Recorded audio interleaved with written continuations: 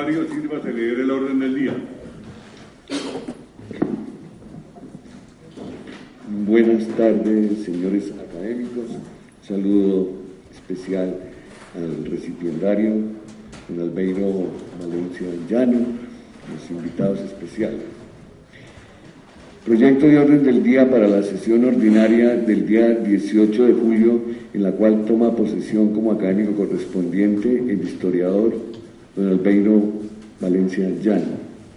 Verificación de quórum y excusas. Primero, saludo al señor presidente, proposiciones, refrendación de actas, posesión como académico correspondiente del doctor Albeiro Valencia Llano. Toma del juramento, disertación sobre el tema la región caldense en el contexto nacional 1905-1925, entrega del diploma, imposición del escudo de la academia por doña María Cristina Arango Mejía. Leído el orden del día, señor presidente. En consideración, el orden del día. ¿Se lo aprueban los señores académicos? Ha sido aprobado. Señor presidente, hay número suficiente de académicos para debatir y decidir. Tengo una noticia. Hace unos días falleció el académico correspondiente, brigadier general José Jaime Rodríguez.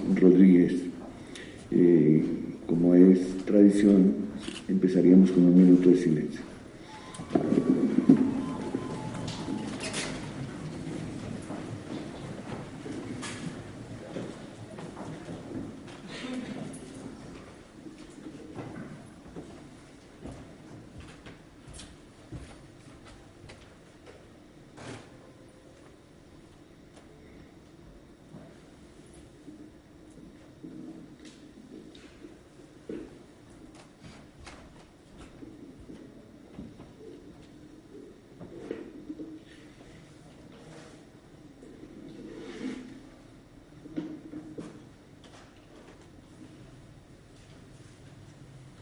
Muchas gracias. Pueden sentar.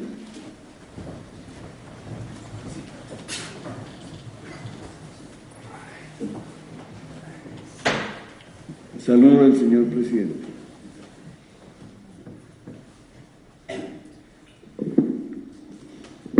Un saludo muy especial para los señores académicos aquí presentes y para los invitados especiales a esta ceremonia, en la cual tomará posesión como miembro correspondiente de la institución el doctor Albeiro Valencia Llano. Primero, quiero decirles a los señores académicos que debo expresar mi gratitud al padre Fernán González por haberme reemplazado durante mi reciente viaje a China y por haber estado tan acucioso en todos los temas relacionados con el manejo de la presidencia y de la mesa directiva. En segundo lugar, quiero decirles que hemos avanzado sobre algunos temas importantes que vale la pena que sean conocidos. En primer lugar, tenemos ya listo el próximo Boletín de Historia de Antigüedades. En estos momentos estamos ya analizando las cotizaciones respectivas para escoger el impresor y próximamente tendremos ya a disposición de ustedes ese nuevo número del Boletín de Historia de Antigüedades. También quiero decirles que tenemos casi listo un libro que publicaremos sobre páginas selectas de académicos. Es decir, vamos a tratar de rescatar aquellas intervenciones importantes de los académicos de esta corporación para reeditarlas y colocarlas a disposición de las nuevas generaciones para que sean conocidas por algunos, releídas por otros, y yo creo que de esta manera estamos también rindiendo un tributo de reconocimiento a esos autores. La idea es sacar varios tomos porque nos hemos puesto a la tarea de repasar esas páginas selectas que han sido publicadas y hemos encontrado muchas, lo que significa que ha habido una enorme producción por parte de los académicos. Quiero invitarlos a ustedes también para que nos lleguen a sugerir algunos temas o algunos autores, algunas piezas importantes que ustedes recuerden para que sean incorporadas en las próximas ediciones de esta publicación. Y también quiero decirles que aprobamos ya hoy definitivamente en la mesa directiva el reglamento para la posesión de los académicos correspondientes, numerarios, eméritos y honorarios. Estará a disposición de ustedes, va a ser enviado a los correos electrónicos para que lo revisen, y la idea era pues contemplar un conjunto de normas para que se pudieran seguir como parámetros fundamentales en la ceremonia de posesión de los nuevos académicos, en razón a que siempre se habían presentado algunas dificultades relacionadas con la extensión de los textos o con cierta mecánica sobre esos actos de posesión. Entonces ya estará a disposición en el transcurso de esta semana para que ustedes lo lean y para que lo tengan en cuenta en las futuras ocasiones. Ahora quiero referirme al nuevo académico, al doctor Albeiro Valencia Llano.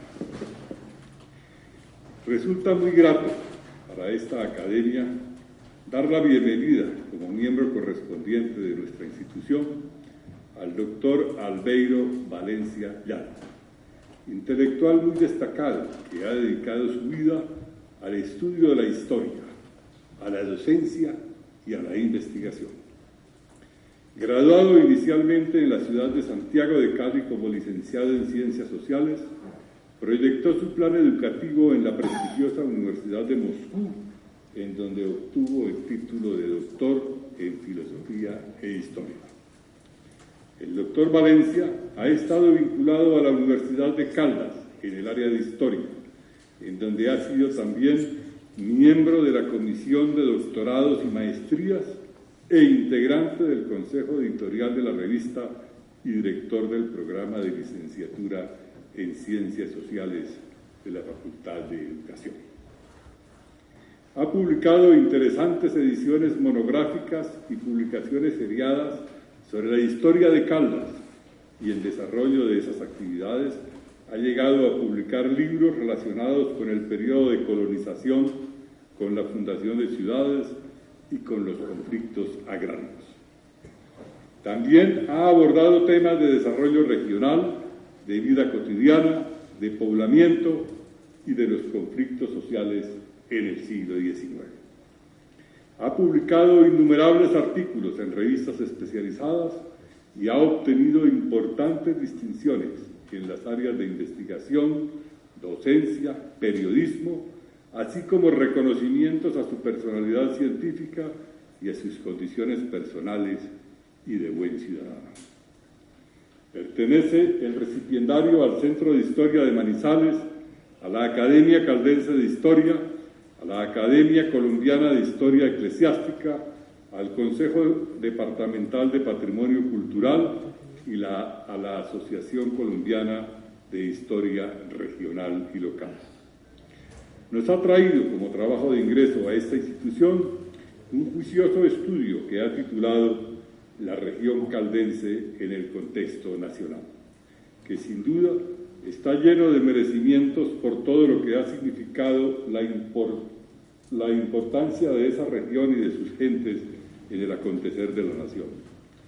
Dejamos entonces que sea él quien nos introduzca en el tema que ha elaborado y en nombre de esta academia le damos nuestra más cordial bienvenida, augurándole desde ya un buen trabajo en beneficio de los objetivos institucionales que nos animan, para lo cual no dudamos de la capacidad que lo asiste para que este propósito se cumpla. Muchas gracias.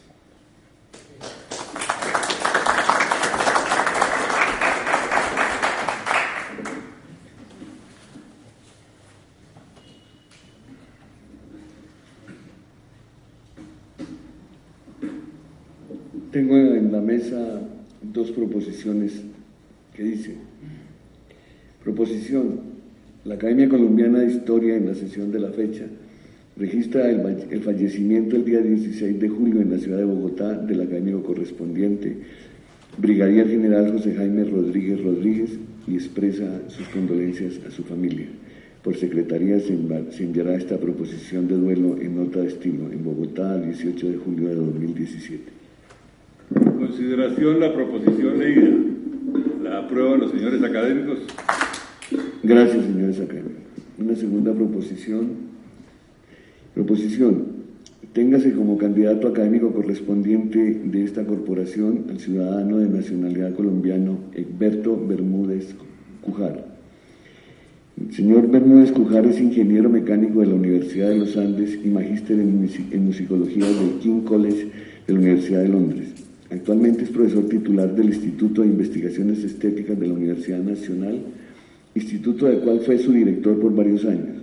Es presidente de la Fundación de Música, editor de la revista Ensayos, Historia y Teoría del Arte de la Universidad Nacional, director del Grupo de Investigación en Musicología en Colombia, inscrito en Conciencia, director del Grupo de Estudio Early Music and New World y vicepresidente de International Musicological Society. En años anteriores se desempeñó como presidente del Historical Harp Society, fue coordinador de la maestría en musicología de la Universidad Nacional. Entre sus distinciones se encuentran 5 becas de investigación musical otorgadas por Conciencias y por organismos internacionales. Recibió además la distinción de la investigación y de maestro universitario de la Universidad Nacional de Colombia. Entre sus libros publicados vale la pena destacar Los instrumentos musicales en Colombia, catálogo colección de instrumentos musicales de Monseñor José Ignacio Perdomo Escobar, Antología de música religiosa de los siglos XVI a XVIII, La música en el arte colonial colombiano, Historia de la música en Santa Fe de Bogotá y su más reciente obra publicada en 2012, Santos y Fuentes, Sinfonía de Álvares Musicales. Entre su prolífica producción académica se incluyen además 21 capítulos de libros, 13 reseñas de libros, más de 40 artículos en revistas nacionales e internacionales indexadas y 26 artículos periodísticos y de divulgación. Cuenta además con 15 producciones musicales en formatos en long play, cassette y CDs. Se acompaña su currículo en el que se relaciona la trayectoria de sus publicaciones y un ejemplar de uno de sus libros, en Bogotá, a 18 de julio de 2017. En consideración la proposición leída, la aprueban los señores académicos. Pasa a la comisión de candidaturas para su respectivo análisis e informe. Tercer punto del orden del día, refrendación de actas.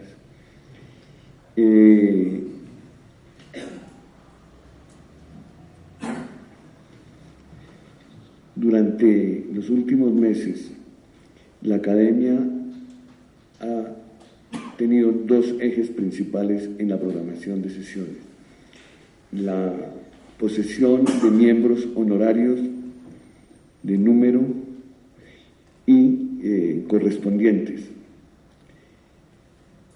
Básicamente 11 posesiones de números correspondientes, 4 de una segunda modalidad que ha sido las conmemoraciones de bicentenarios y centenarios, y 3 sesiones dedicadas a asuntos administrativos y académicos, como son: en noviembre la sesión de presupuesto estatutaria, en marzo elección de candidaturas a numerarios, y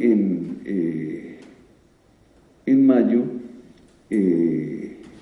una sesión con un conferencista invitado.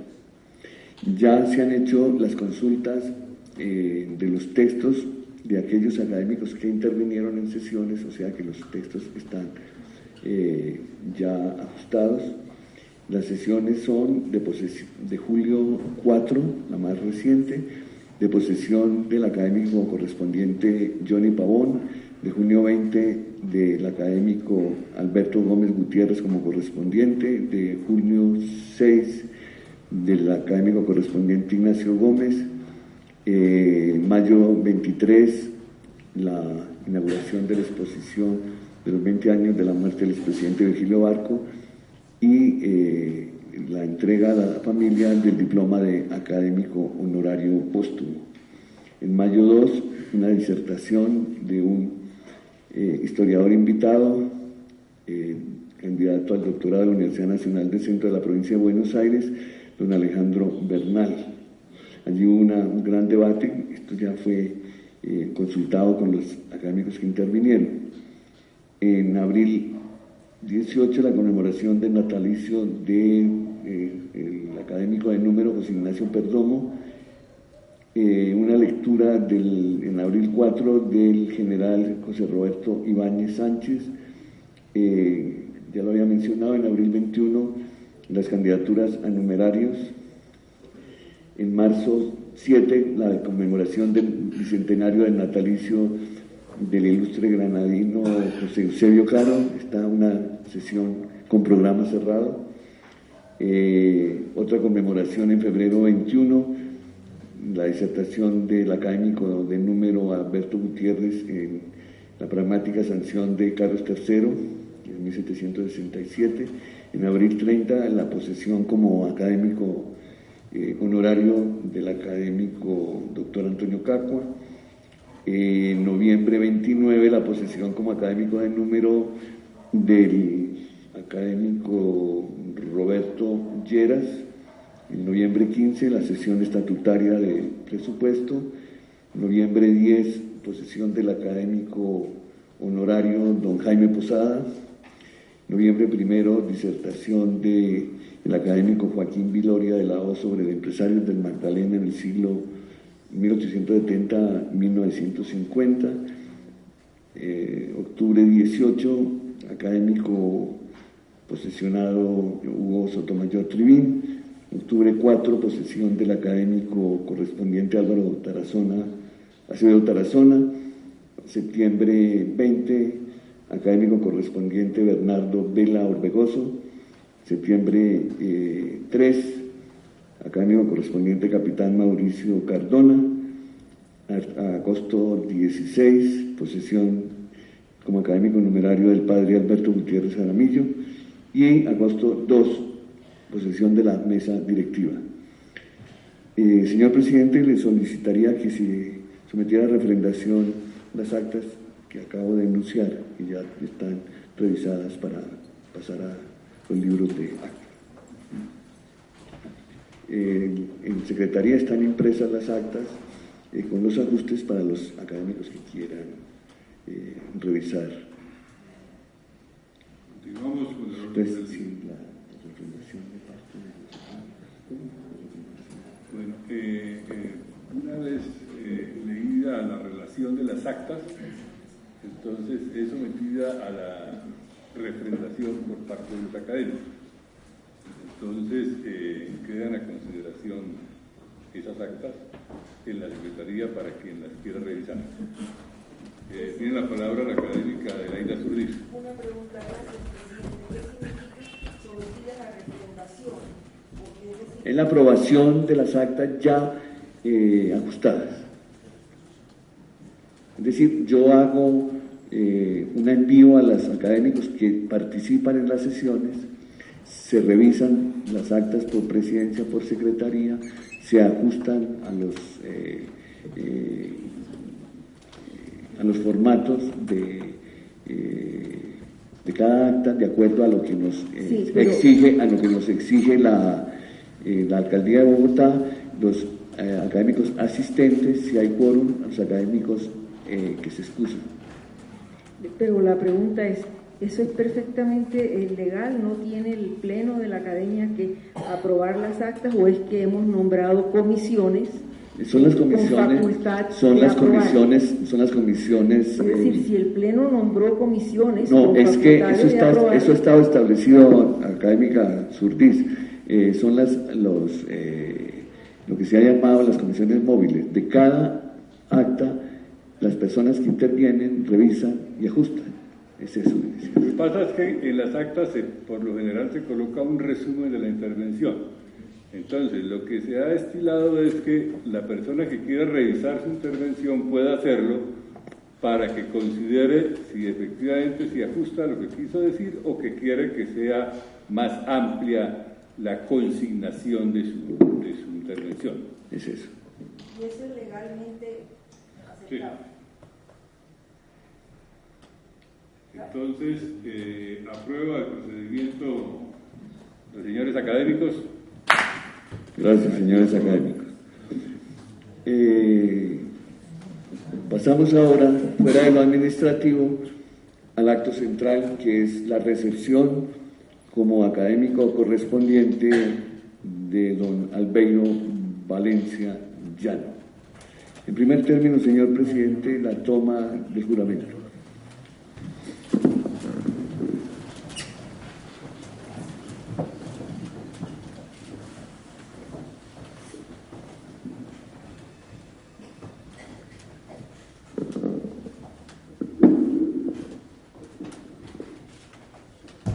Señor don Albeiro Valencia Llano, ¿jura usted por la patria y por la academia cumplir fielmente los deberes que le impone el cargo de miembro correspondiente para el que ha sido elegido? Si así lo hiciere, la patria y la academia se lo premien, y si no, ellas se lo demanden.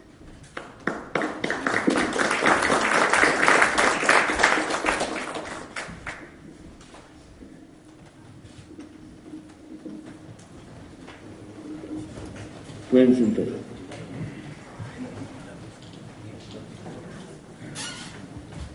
Disertación del recipiendario sobre el tema La región caldense en el contexto nacional 1905-1925.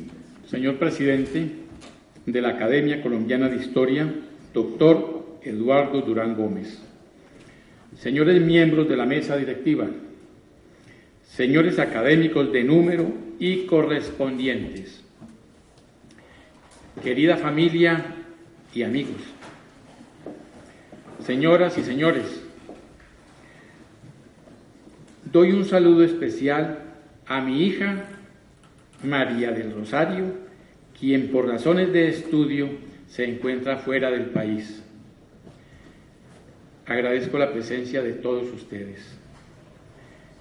Gracias a los académicos que hicieron posible mi llegada a esta institución, porque ser miembro de la Academia Colombiana de Historia es un inmenso honor.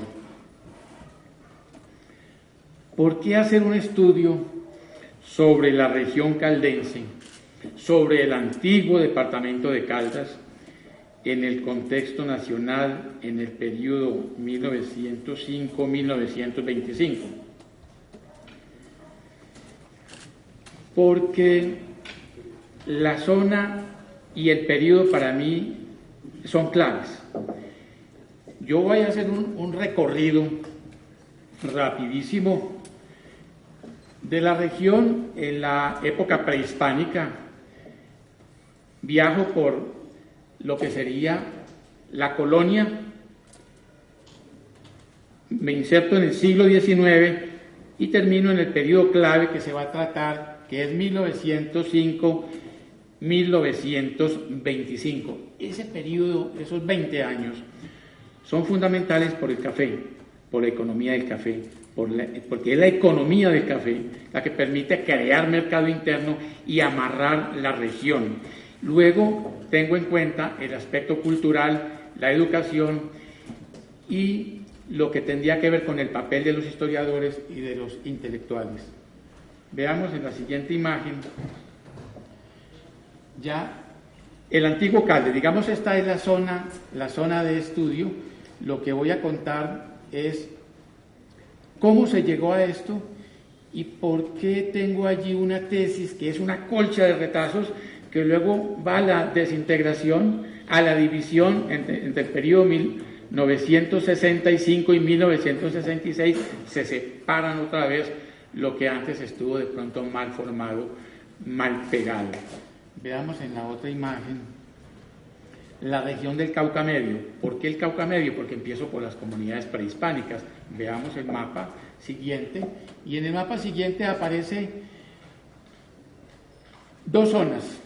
Al occidente del río Cauca tenemos las culturas ansermas, límites con lo que sería el actual departamento del Valle, y nos vamos al norte, bien hacia Caramanta, hacia Antioquia. Culturas ansermas, un montón de cacicazgos. Lo fundamental es la gran cultura anserma, pero hay otros cacicazgos, además, que hacen parte de la gran cultura de los anserma. Esa es una porción de tierra que pasando y pasando el tiempo va a ser parte, ese territorio del antiguo Caldas. Y la otra porción son los cacicazgos al oriente del río Cauca, la zona Quimbaya, los quindos quimbayas, los más importantes, los mejores orfebres de América, los quimbayas, pero seguimos ascendiendo y vamos a la cultura carrapa, y seguimos ascendiendo y nos vamos a los paucuras, a los pozos, y terminamos con los armas arriba. Son dos zonas.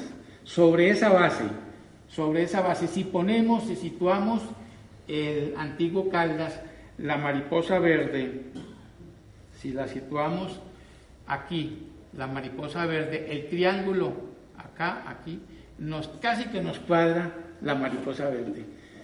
Sigamos en la otra imagen.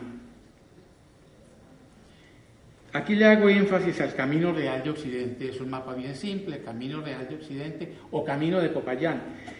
Camino de Popayán es sobre Camino de los indígenas. Es el camino de San Juan de los Pastos, que va a Popayán, que va a Cali y llega a toda esta región. Los españoles no construyeron ese camino se lo encontraron, ese fue el camino de los indígenas. Es un camino amplio, es un camino bien ancho, Camino de Popayán o Camino Real de Occidente.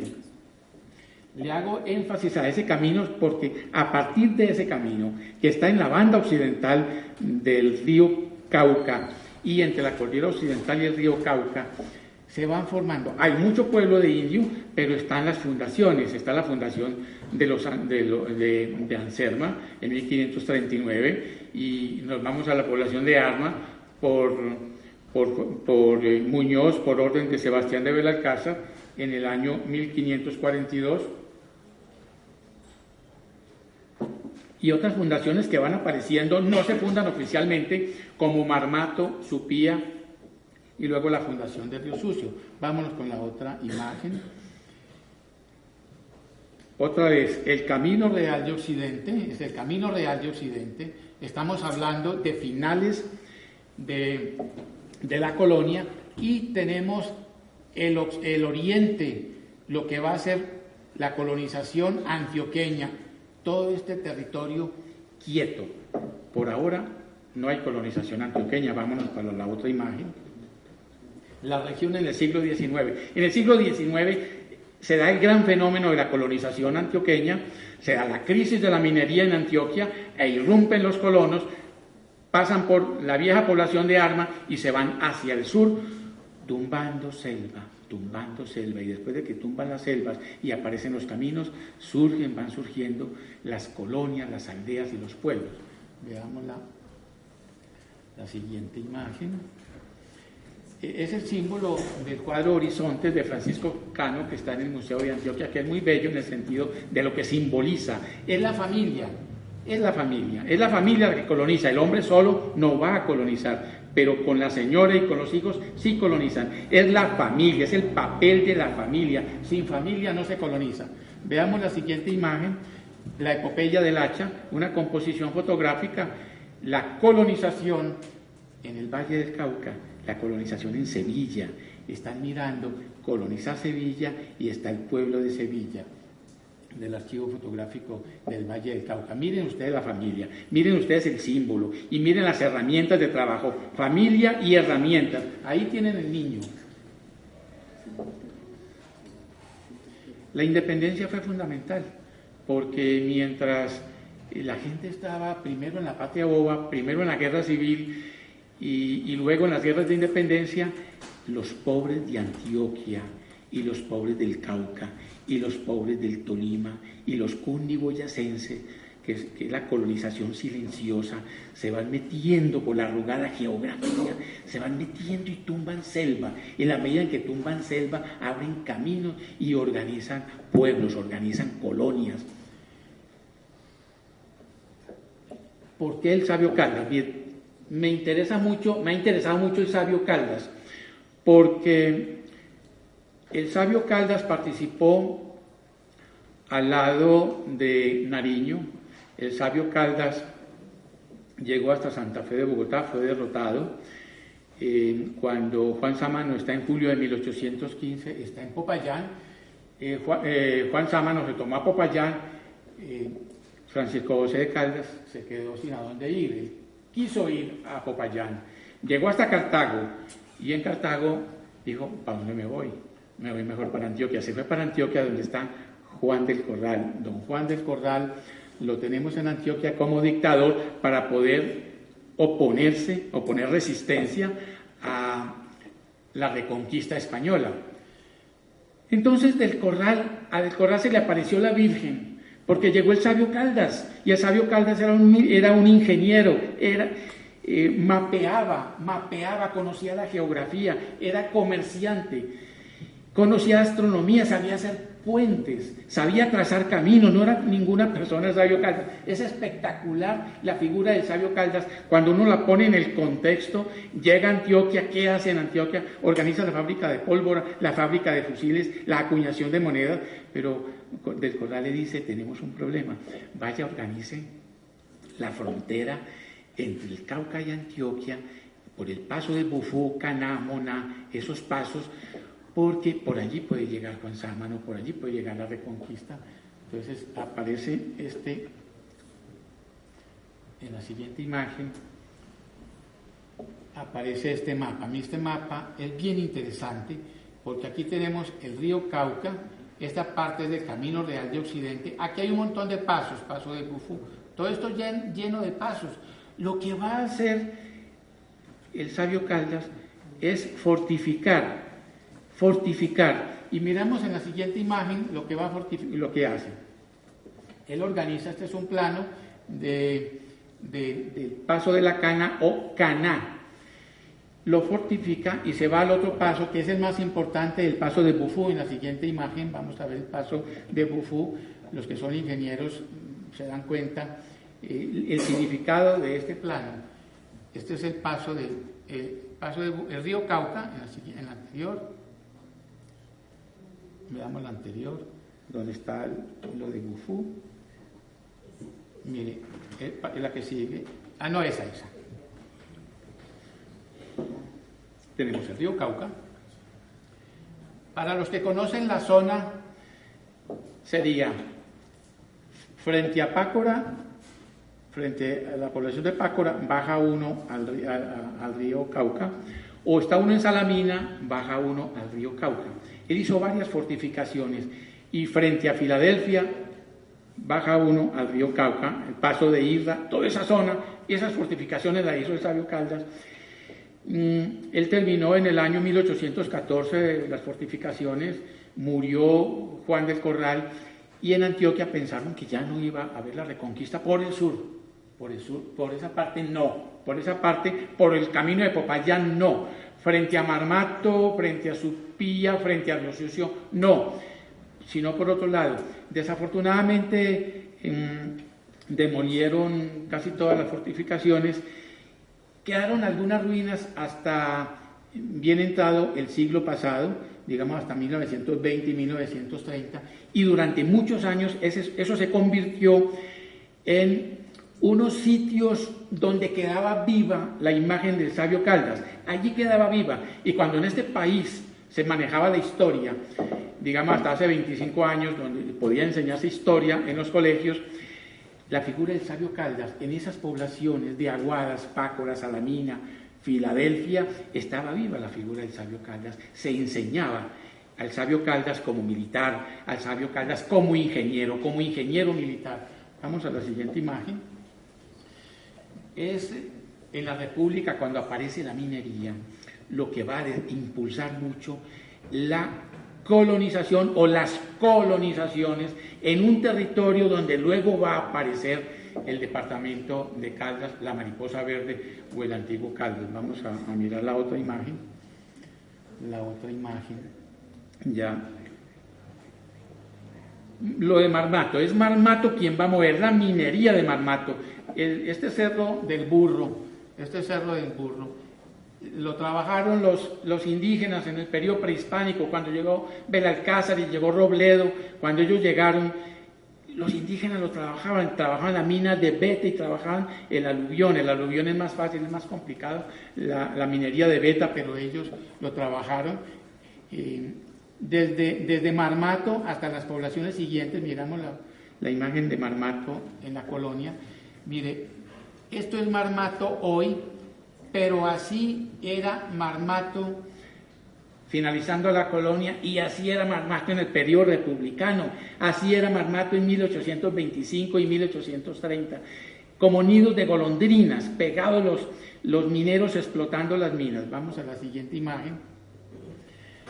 Esto es muy colonial, las calles empedradas, estos muros de piedra, para uno subir, hay 2 vías para uno ir a la parte alta del Cerro del Burro, donde están las explotaciones mineras. Vamos a la otra diapositiva. La otra imagen nos muestra a Supía. Esta es Supía hoy, la iglesia de Supía hoy, pero Supía se desarrolla a partir de la minería de aluvión y la minería de beta. Eso es lo que hace que Supía viva, que se desarrolle, que tenga crecimiento económico, que haya una cultura muy fuerte, digamos, a principios del periodo republicano. Veamos la otra imagen. Río Sucio, esta es la iglesia de abajo, la iglesia de Nuestra Señora de la Montaña, la iglesia de los indígenas.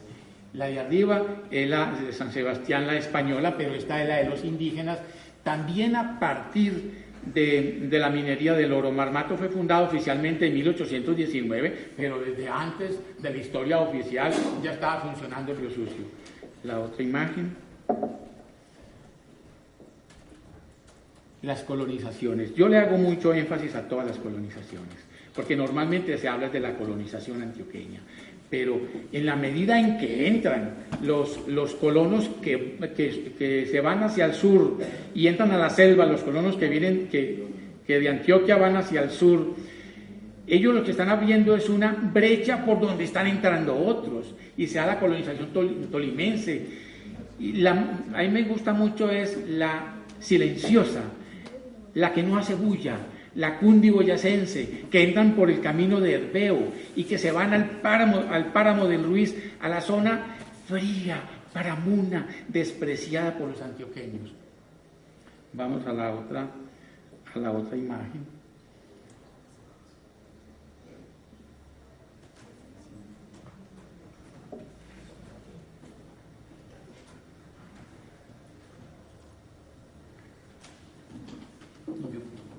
Bueno, empecemos allí. En arma, vamos a ampliar esa como modo pelón, a que nos quede grande. Porque es que los colonos lo que hacen es, de Sonsonia, Bejorral, o de Río Negro, o de Santa Rosa, pasar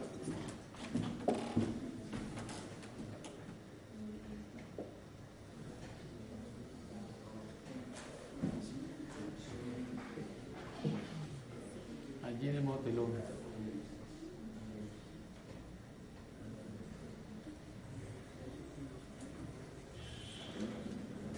Listo. Allí en el motelón. Gracias. No, empecemos allí.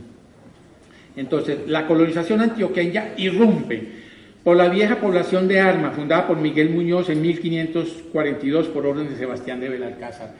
Esa arma la mueven muchas veces, 4 o 6 veces mueven arma. Esta es el arma hoy, la vieja ciudad, la hidalga, la villa ciudad de arma, que se resistió a morir siempre. Entonces los colonos llegaban a Arma, unos se quedaban en Arma y una avanzada iba hacia más al sur. Miremos la otra diapositiva, la otra imagen, esta, y llegan a Aguadas. Las Aguadas, en todo el filo, porque los colonos se orientaban era por los filos, porque no se perdían, era la zona boscosa, era la selva que se los tragaba. La única forma era subirse en la parte más alta, en el filo, a un árbol madrino, y de allí mirar el paisaje. Y mientras unos estaban colonizando y organizando aquí la colonia o la aldea, otros seguían más hacia el sur. Vamos a la otra, a la población de Paucura o Pácora. Esta es Pácora hoy. Llegan a esta zona, por aquí había un camino de indios que nunca desapareció, quedó desde la época de la colonia, porque los antioqueños se metieron, y los aventureros, a buscar el tesoro del cacique Pipintá, que todavía lo están buscando, el tesoro del cacique Pipintá. Sigamos en la otra. Llegamos a Salamina. La colonización se enseñorea en Salamina, porque Salamina es un cruce de caminos hacia el páramo de Hervé. El camino real de Occidente llegaba a Salamina, y por allí el paso de Bufú por allí cerca, y seguía hacia la parte de Antioquia, hacia Medellín y Santa Fe de Antioquia. Sigamos la otra imagen. Las casitas esta es una esquina de Salamina, un paisaje que a partir del paisaje cultural cafetero se ha querido conservar, ¿no? Se ha querido cuidar. Pasemos la otra. Cuando los colonos llegan a Neira, miran esta parte, es un morro gacho.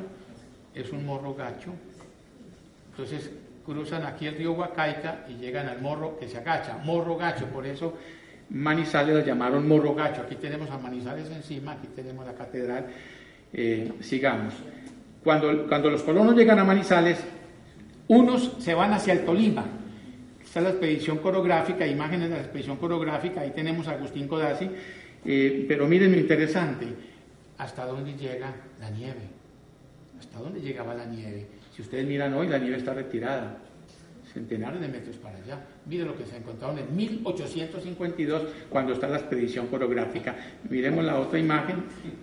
En la otra imagen vemos colonos antioqueños que se van hacia el Tolima a colonizar el Tolima. Esa también es una imagen de la expedición coreográfica. Vámonos con la otra imagen. Mientras unos van hacia el Tolima, otros se van hacia el sur, hacia Santa Rosa de Cabal. ¿Por qué es tan importante Santa Rosa de Cabal y por qué le hago tanto énfasis a Santa Rosa de Cabal? Porque es un punto de encuentro, porque es una colonia fundada por antioqueños, por Fermín López, antes de llegar a Cartago. La fundan los antioqueños, pero desde Buga y desde Cartago están muy interesados en que esa colonia prospere. Es la colonia que más tierra recibió, donde los colonos más tierra recibieron, en 1844, en el 45, y con la Constitución de Río Negro también recibieron tierra los colonos. Sigamos. Y llegan los colonos hasta Cartago, y de Cartago van a Sevilla, y luego van por las estribaciones occidentales de la cordillera occidental, digamos por Toro, Ansermanuevo, en fin. Sigamos con la siguiente imagen. Cómo se construye la región.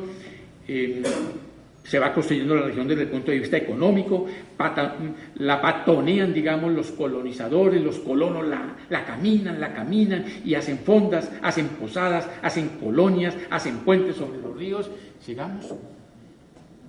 Pero también hay que pensarla desde el punto de vista político, también hay que pensarla desde el punto de vista cultural. Ayuda mucho el proyecto de Carlos Holguín, el proyecto de división territorial de 1888 a 1890, pero Rafael Uribe le cabe la geografía en la cabeza. Rafael Uribe está en Río Sucio, está en Marmato, está en Supía, llega a Pereira, llega a Manizales, se reúne con todo el mundo, con la gente de la élite, liberales, conservadores, y con la iglesia, con los curas de los pueblos, porque hay un vivo interés en construir esa región. Veamos la otra imagen. Para mí fue muy importante encontrar el papel de Monseñor Antonio Vico. Por mi papel en la Academia Colombiana de Historia Eclesiástica, tuve acceso a muchos archivos y encontré estos documentos, el papel de la iglesia, el papel de los obispos de Antioquia y de Popayán, el papel de los párrocos en toda la zona caucana y antioqueña. Pero fue muy importante Monseñor Antonio Vico porque era el delegado apostólico en Colombia. Él envía una carta el 24 de abril de 1899 al cardenal Mariano Rampolla del Tíndaro, secretario de Estado del Papa León XIII. Pero es la letra menuda, lo que hay allí por dentro, cómo van fraguando entre la iglesia y las élites, cómo van fraguando la constitución de una región, ahí sí sin pensar en liberal o conservador, sino una región que sirviera de cuña entre regiones en conflicto, entre el Cauca y Antioquia.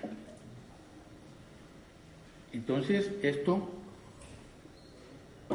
da pie por el trabajo de Monseñor Antonio Vico a que se cree la diócesis de Manizales en el año 1902.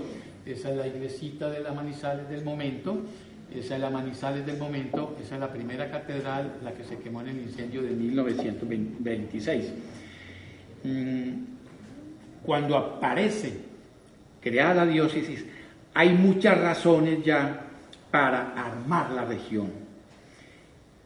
Se emociona mucho Uribe va a Manizales y habla con el jefe, con Aquilino Villegas, conservador, para mirar cómo arman la región. Sigamos en la otra diapositiva, la otra imagen. Hay unos conflictos aquí entre antioqueños y caucanos y conflictos serios. Y son conflictos serios porque hay ya choques culturales, más que políticos, son choques culturales. Miremos la imagen. Aquí nos encontramos en esta imagen el camino, el río Cauca. Todo este es el camino que va, los colonos trazan este camino y van haciendo estas fundaciones y van derribando la selva. Pero los colonos se pasan al otro lado, se pasan al lado caucano. Miremos la otra imagen. Al lado caucano, y en el Cauca, en la zona minera, aquí tenemos a Marmato, aquí tenemos a Supía, aquí hay mucha población indígena. Están los resguardos de Cañamomo, Loma Prieta, San Lorenzo, La Montaña. Hay pueblos indígenas como Bonafón, Quinchía, hay mucho pueblo. Y llegan los colonos pobres y colonos ricos, y dicen, mucha tierra y poco indio. Y se van adueñando. Entonces los indígenas y los mestizos y la gente del Cauca, de aquí, de esta región caucana, dicen, pero vea, los maiceros se están adueñando de la tierra, los maiceros. Entonces lo llaman paisarretes. Paisa con el jarrete al suelo. Yo estuve preguntando al doctor Otto Morales Benítez sobre esta parte y sobre el significado del paisarrete, y él fue el que dio bien esa explicación, porque él trabajó mucho esas desavenencias y esos desacuerdos. Entonces viene la colcha de retazos, un departamento mal armado por las regiones que van pegando casi a la brava. Sigamos con la otra. Entonces, aquí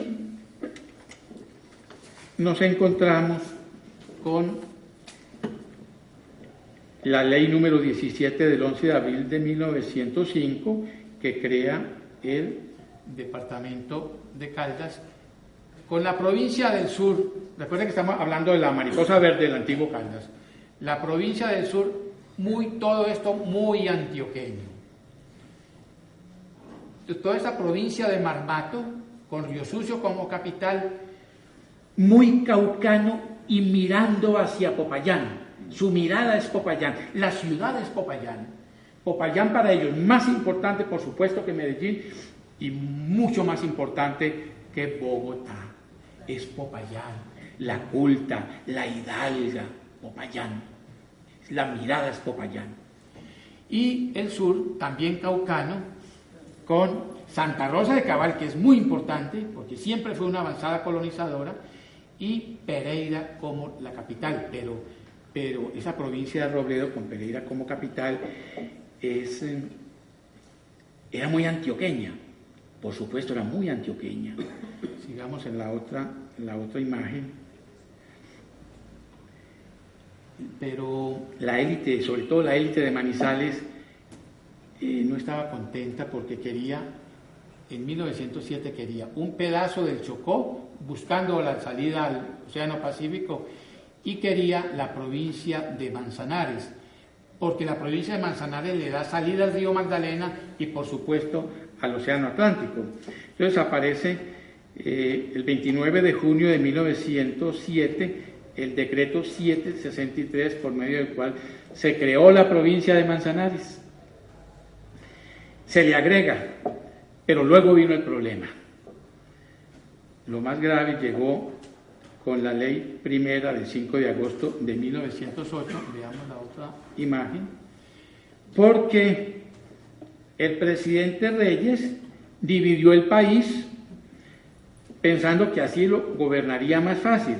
En consecuencia, suprimió los 9 departamentos originales, más los 6 que había creado, los reemplazó por 34 más y eliminó a Caldas. Caldas quedó eliminado y aparece el departamento de Manizales y aparece el departamento de Cartago. Por supuesto que la élite de Manizales y la élite de Pereira ponen el grito en el cielo, por supuesto. Y pasemos a la siguiente. Semejante pataleo, ya en el año 1909, ya después de Rafael Reyes, ya con el nuevo presidente, con Ramón González, ya hay otra situación. El departamento de Manizales, como Caldas quedó en el limbo, ellos se quedaron callados y empezaron a moverse por todo el territorio del departamento, a hacer encuestas, a mirar cuántos habitantes tenía cada municipio, cuál era el presupuesto, etcétera, etcétera. Lucharon por su departamento y lo lograron. El departamento de Manizales luego le dieron el nombre de departamento de Caldas. Sigamos en la otra imagen porque Caldas logró en diciembre de 1912 el pedazo de Pueblo Rico, una colonia paisa, una región paisa muy rica, 2.000 kilómetros cuadrados. Entonces logró esto. Entonces se armó la región, eran 6 pedazos con problemas culturales. Sigamos con la otra imagen. Es la construcción de identidad. Hay que no basta solamente con construir la región. El territorio solo no es suficiente el territorio solo. No es suficiente que haya café. No es suficiente que el café esté manejando la economía. No es suficiente que se dé la cultura del café, que haya caficultura. No es suficiente. La identidad, el arraigo, la tradición, el hilo historiográfico, las costumbres, las herencias culturales, todo eso para formar identidad. Los ídolos, los mitos, dónde están las leyendas, todo eso, los jerarcas, los patriarcas, dónde está todo eso. Entonces se empieza a construir ya identidad. Pasemos a la otra imagen. La primera asamblea que se reúne en 1911, la primera asamblea dice: bueno, vamos a empezar a construir región, vamos a construir identidad, pero vamos a empezar por más caminos de herradura, vamos a empezar por los ferrocarriles y por los cables aéreos para que se una toda la región. Ferrocarriles y cables aéreos, eso da vida económica, eso da florecimiento económico, eso da comercio, pero vamos a meterle identidad porque vamos a desarrollar la caficultura. Sigamos en la otra imagen. Y aquí tenemos, yo puse solamente esta imagen de Carlos Eduardo Pinzón Posada, hijo de santandereano, pero él nació en Medellín, se casó con antioqueña, se convirtió en 1915, era el rey del café de Colombia, el rey del café. Esta casona es el Arenillo, la finca del Arenillo. Era inmensa, esa casona era inmensa, era un beneficiadero de café, ahí cerca de Manizales, más o menos de 3 manzanas.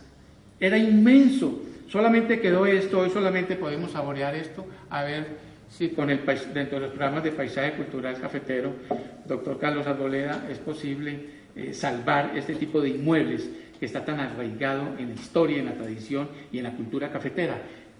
Pantaleón González, el viejo general Pantaleón González, fue el que la construyó. Luego hizo alianza el viejo Pantaleón González con Carlos Eduardo Pinzón y la convirtieron en el emporio para beneficiar café más grande de Colombia en el año 1910. Sigamos la otra. Tenemos esta casita con esta finca. Este es el símbolo de la economía del café, es el símbolo de la caficultura, porque es la pequeña propiedad campesina, donde trabaja el campesino con la familia. Ellos cogen el café, tienen cultivo de maíz, frijol, yuca, plátano y arracacha, tienen gallinas, tienen cerdos, tienen el corral para la vaca, tienen el caballito y tienen la mula. Como producen café, lo llevan al mercado, tienen trapiche panelero, sacan panela, sacan miel, alfandoque o blanqueado o tirado y aguardiente destilado de el guarapo, porque en esa época, 1910, 1915, el aguardiente producido en el alambique de la finca hacía parte de la tradición familiar. Este es el símbolo de lo que hoy en día sería el paisaje cultural cafetero. En algunas partes arrasaron con estas fincas, como en Quindío arrasaron con buena parte de estas fincas y estas casitas de bareque. En muchas partes arrasaron. Hoy en día, afortunadamente, en Caldas, en Risaralda y en buena parte del Quindío, pues queda ese tipo de finca con la concepción de finca familiar. Sigamos. Y llega el papel de los intelectuales. Sigamos en la próxima. Tengo a Quirino Villegas y a Emilio Robledo como 2 representantes de esos intelectuales que están interesados en que haya educación, que haya mucha cultura, que haya tradición cultural, que se produzcan muchos cuentos, que se publiquen los cuentos, las novelas. Sigamos en la siguiente. Y por eso aparece el Instituto Universitario como la base para una universidad. Sigamos. Y las obras de Carrasquilla. Carrasquilla fue clave aquí, porque los maestros, gran parte de los maestros que se formaron en Sonsonia Abejorral a principios del siglo pasado, se fueron para Caldas, creado el departamento de Caldas, cuando aparece como un departamento modelo, y enseñaron a Carrasquilla, leían a Carrasquilla, era agradable leer a Carrasquilla, y los estudiantes veían su familia, veían la tradición allí, se reflejaban en la finca, el pueblo, la fonda, la posada, el arriero, los mitos, las leyendas. Sigamos en la próxima. Hay aquí un aprendiz de Carrasquilla, ¿no? Rafael Arango Villegas. Sus libros tienen mucho que ver con el arraigo, con el rescate de las tradiciones, pero hay otra obra distinta que es Tomás, de Rómulo Cuesta, una historia que cuenta las guerras civiles en Río Sucio, Supía y Marmato a finales del siglo XIX. Son diferentes literaturas, son distintas literaturas, para que la gente mirara cómo había sido su tradición cultural, sigamos. Mire, es bien importante el papel del Centro de Historia de Manizales. El Centro de Historia de Manizales fue creado en el año 1911 por la Academia Colombiana de Historia. La Academia Colombiana de Historia dio esa orientación. Pero lo interesante es que cuando aparece el Centro de Historia de Manizales, aparecen otros centros de historia en muchos otros lugares. Y para fortuna de la región, llega Enrique Otero da Costa, y en el año 1918, Enrique Otero da Costa empieza a publicar el Archivo Historial, y es toda la tradición, es todo el pasado indígena y la cultura negra y los conflictos, todo se va publicando en el Archivo Historial. Entonces ahí es donde vemos el papel de los intelectuales, porque el Archivo Historial y otras revistas que aparecen, como la Revista Nueva, lo que está es entregándole las páginas a historiadores y a escritores para que escriban, para que ayuden a que esa colcha de retazos, 6 regiones diferentes que están peleando por todos lados, se unan. Claro, que unan la región, y la región se va más o menos a unir, y la mariposa verde empieza a funcionar, y el departamento modelo, como decía Reyes, empieza a funcionar. Sigamos en las otras. Bueno, aquí hay un lío, porque en los años 40 hay un extravío cultural. Los leopardos producen un extravío cultural. Eliseo Arango y Silvio Villegas y José Camacho Carreño, un extravío cultural. Otto Morales Benítez decía que los grecolatinos, los grecoquimbaya, los grecocaldenses, los que se preocupaban más por la oratoria que por el contenido, hicieron un daño a la región caldense, es decir, ayudaron al divorcio, y ayudaron también a la violencia política. Sigamos en la otra imagen. Y entonces se da la desintegración de Caldas en 1965 y 1966, porque ya había extravío cultural. Y miremos los otros aspectos que ayudaron a la desintegración en esta imagen. El clientelismo político, que ayudó y bastante, el clientelismo político en las ciudades. La inestabilidad de los precios del café, y sobre todo porque por la violencia va desapareciendo mucha finca, mucha pequeña propiedad campesina. El tímido desarrollo del sector industrial en las 3 ciudades, y la violencia política, las rivalidades entre las ciudades, y hay algo que yo siempre he sostenido: la élite de Manizales fue incapaz de seguir guiando la región. ¿Pero por qué? Porque hubo un cambio generacional, son otras generaciones.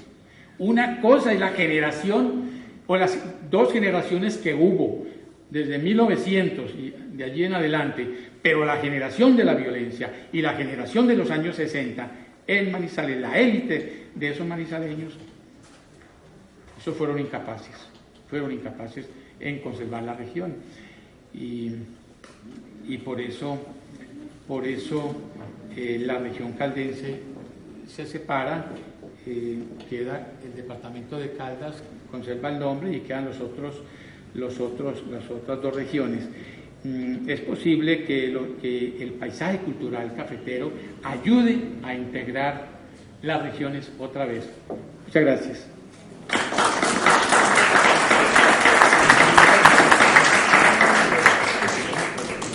Señor presidente,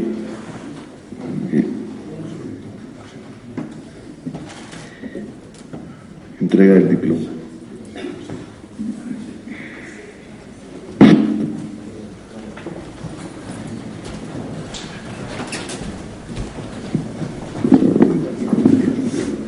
El diploma correspondiente dice así: República, estamos al doctor Aurelio, República de Colombia.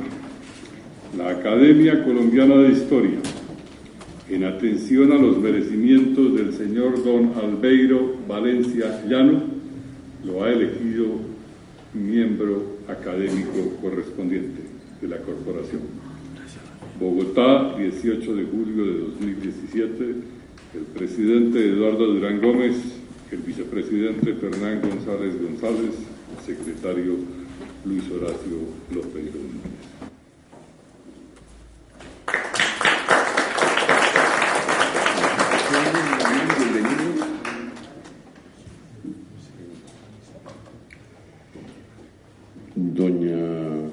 María Cristina. Doña Cristina Arango Mejía de Valencia Llana. Por favor, la imposición del escudo de la academia.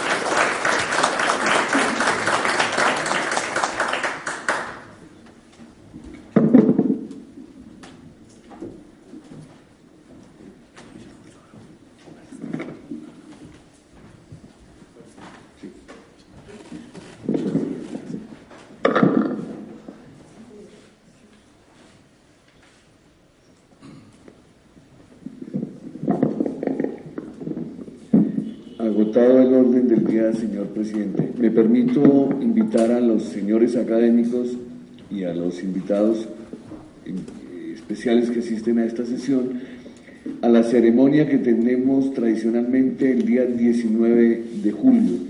Es un culto que la Academia hacía a Santa Librada, la Santa de los Patriotas. Después del Concilio Vaticano II bajó como San Cristóbal y Santa Bárbara de los altares. La Academia ese día, mañana a las 12 del día, en el Panteón Nacional de la Veracruz, carrera séptima con 16, invita a la misa a las 12 del día. Agotado el orden del día, señor presidente. Se levanta la sesión. Muchas gracias a los señores académicos, al recipiendario y a los invitados especiales por habernos acompañado. El recipiendario invita a los señores académicos y a los invitados a una copa de vino de honor. Buenas noches y gracias por su asistencia.